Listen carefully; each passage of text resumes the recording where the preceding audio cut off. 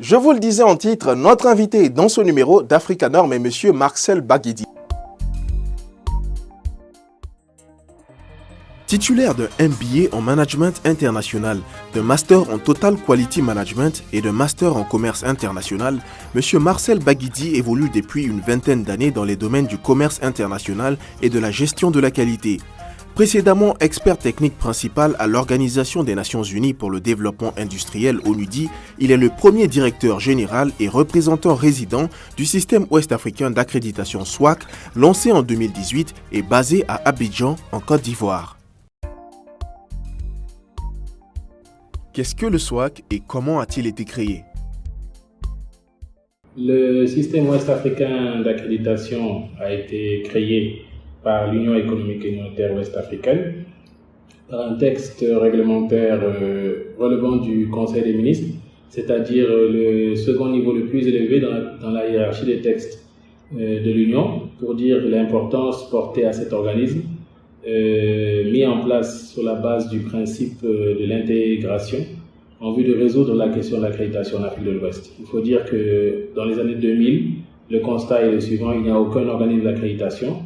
Et la conséquence, c'est que cette eau que vous voyez et que nous vivions tous les jours, il était impossible de pouvoir démontrer de manière internationale et crédible qu'il s'agit d'une eau qu'on peut boire, potable.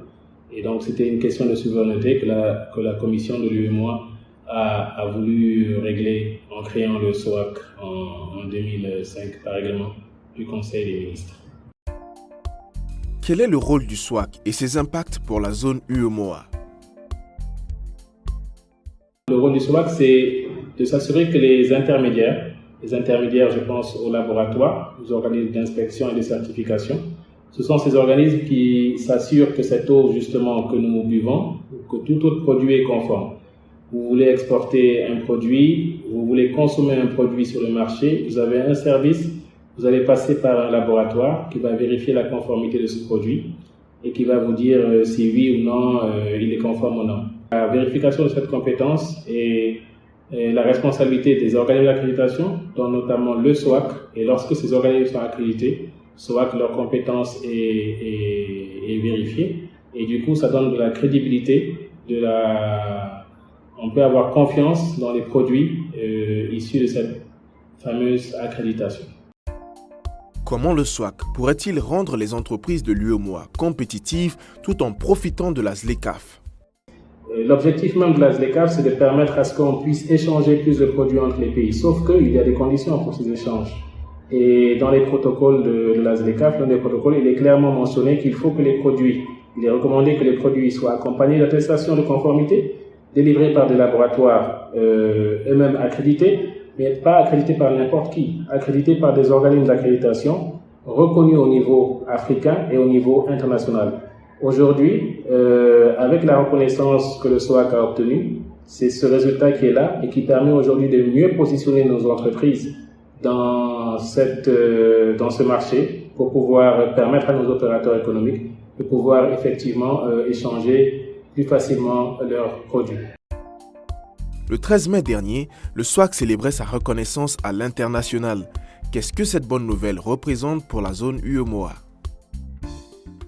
Cette reconnaissance internationale, justement, c'est d'abord la reconnaissance par l'AFRAC que tous les laboratoires accrédités SWAC dans les différents domaines, notamment la biologie médicale, les analyses et essais et l'étalonnage, tous ces laboratoires sont aujourd'hui, les attestations qu'ils délivrent sont désormais internationalement reconnues et ça change la donne. Ça change la donne pour le commerce, ça change la donne dans le cadre des épidémies parce que vous avez des laboratoires désormais crédibles par rapport à leurs résultats et ça met en avant la région Afrique de l'Ouest qui peut maintenant discuter des questions d'accréditation partout dans le monde et s'asseoir à la table mondiale des discussions en matière d'accréditation.